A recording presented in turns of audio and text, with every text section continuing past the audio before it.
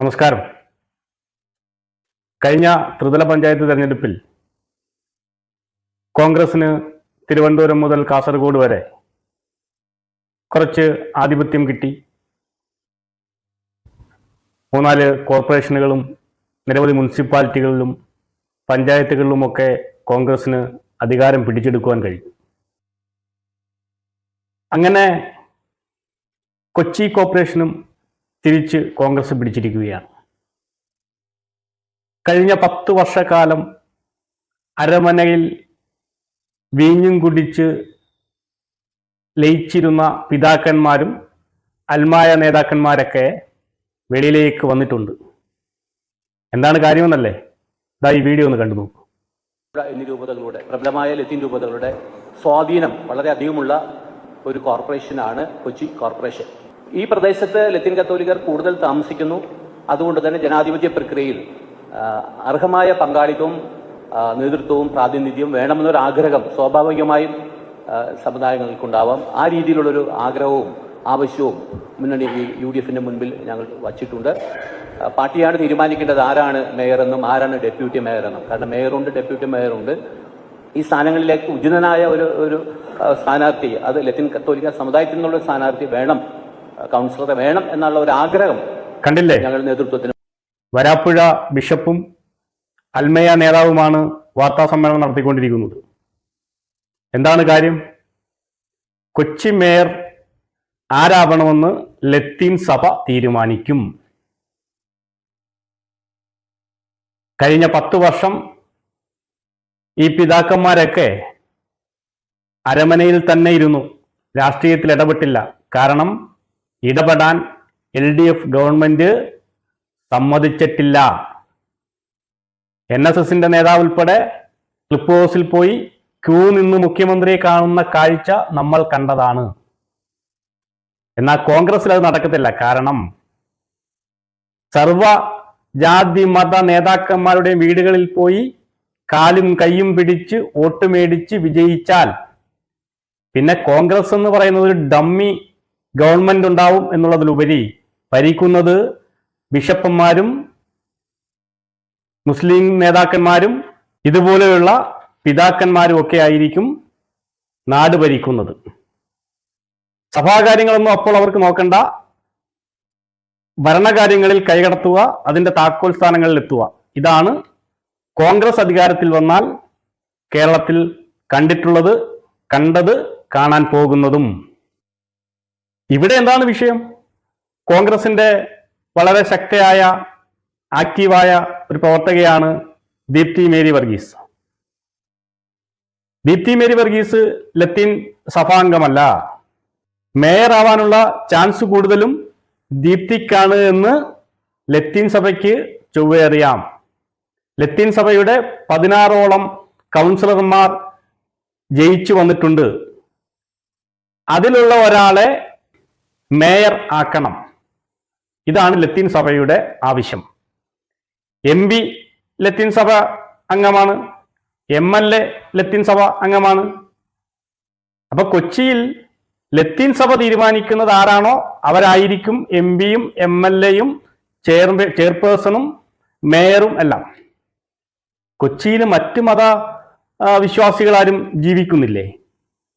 മറ്റ് സഭയിൽപ്പെട്ട ആരും കൊച്ചിയിൽ ജീവിക്കുന്നില്ലേ?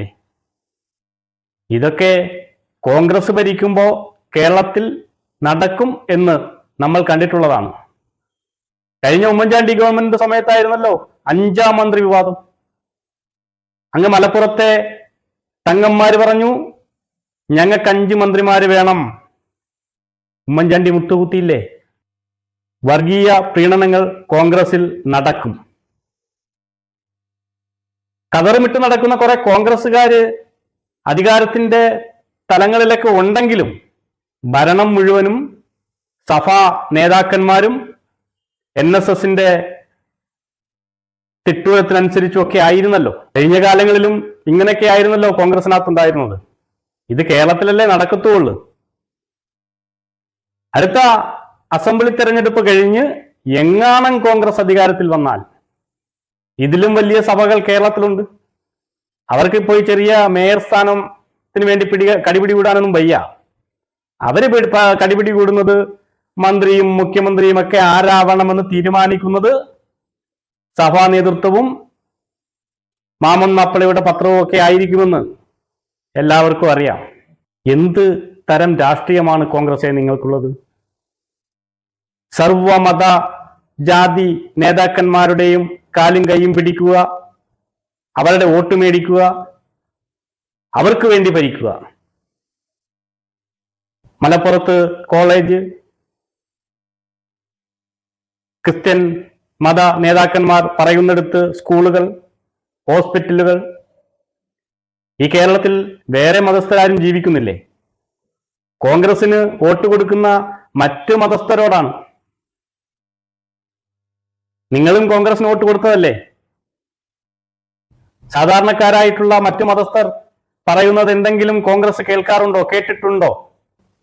എന്നും മതങ്ങളെ പ്രീതിപ്പെടുത്തി മതങ്ങൾക്ക് വേണ്ടി പ്രവർത്തിക്കുന്ന ഒരു രാഷ്ട്രീയ സംഘടനയായി അധപ്പതിച്ചു പോയ കേരളത്തിലെ കോൺഗ്രസ് 10 വർഷം അധികാരത്തിൽ കോൺഗ്രസ് ഇല്ലാതിരുന്നപ്പോ ഒരു പിതാക്കന്മാരുമില്ലായിരുന്നു, ഒരു തങ്ങന്മാരുമില്ലായിരുന്നു, ഒരു പോയമാരുമില്ലായിരുന്നു. ഇനിയിപ്പോ 2026 തെരഞ്ഞെടുപ്പൊക്കെ ജയിച്ച് എങ്ങാണോ അധികാരത്തിൽ വരുമ്പോൾ നമുക്ക് കാണാം, ക്ലിപ്പ് ഹൗസിലും മുഖ്യമന്ത്രിയുടെ ഓഫീസിലും ലോഹയിട്ടവരും പർദ്ദയിട്ടവരും കാവിയിട്ടവരും ഒക്കെ ആയിട്ട് മത വർഗ ജാതി നേതാക്കന്മാർ കയറി ഇറങ്ങി നടക്കുന്നത്. കഴിഞ്ഞ 10 വർഷത്തിൽ ഏതെങ്കിലും ഒരു ലോഹയിട്ട ഒരാൾ, പർദ്ദയിട്ട ആൾ, തൊപ്പിവെച്ച ആൾ, കാവി ഇട്ട ആൾ പിണറായിയുടെ ഓഫീസിൽ കയറി ഇറങ്ങുന്നത് നമ്മൾ ആരെങ്കിലും കണ്ടിട്ടുണ്ടോ? സർവ്വവർഗീയവാദികളെയും സർവ്വ മതമേലധ്യക്ഷന്മാരെയും മാറ്റി നിർത്തിയിട്ടുള്ള ഒരു ഗവൺമെന്റ് അല്ലേ കഴിഞ്ഞ 10 വർഷം ഭരിച്ചുകൊണ്ടിരിക്കുന്നത്? അപ്പൊ കോൺഗ്രസ് എന്നാൽ മതങ്ങൾക്കും ജാതികൾക്കും ഉപജാതികൾക്കും ഒക്കെ അടിപ്പെട്ട ഒരടിമ രാഷ്ട്രീയമാണ് കോൺഗ്രസിൻ്റെതെന്ന് കോൺഗ്രസ് പിന്നെയും തെളിയിച്ചുകൊണ്ടിരിക്കുകയാണ്. കണ്ടിരുന്നു തന്നെ കാണാം. കോൺഗ്രസിന്റെ തീരുമാനമാണോ കൊച്ചി മേയർ സ്ഥാനത്ത് നടക്കാൻ പോകുന്നത്, അതോ ലത്തീൻ സഭയുടെ തീരുമാനമാണോ എന്ന് കണ്ടു തന്നെ അറിയേണ്ടിയിരിക്കുന്നു. ദീപ്തി മേരി വർഗീസിനെ സംബന്ധിച്ച് വളരെ ജനപ്രിയയായ കോൺഗ്രസിന്റെ നല്ലൊരു നേതാവാണ്.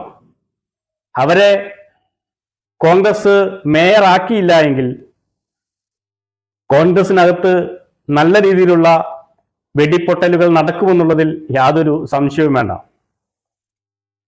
ലത്തീൻ സഭയെ ധിക്കരിച്ചുകൊണ്ട് കോൺഗ്രസിന് ദീപ്തിയെ മേയറാക്കാം എന്ന് കരുതുകയും വേണ്ട. അങ്ങനെ കരുതിയാൽ അതിനുള്ള പണി ലത്തീൻ സഭ അടുത്ത നിയമസഭാ തെരഞ്ഞെടുപ്പിൽ കൊടുക്കുമെന്ന് കോൺഗ്രസിന് ചുവയറിയാം. എന്തായാലും കോൺഗ്രസിലെ നേതാക്കന്മാരാകെ പെട്ടിരിക്കുകയാണ്.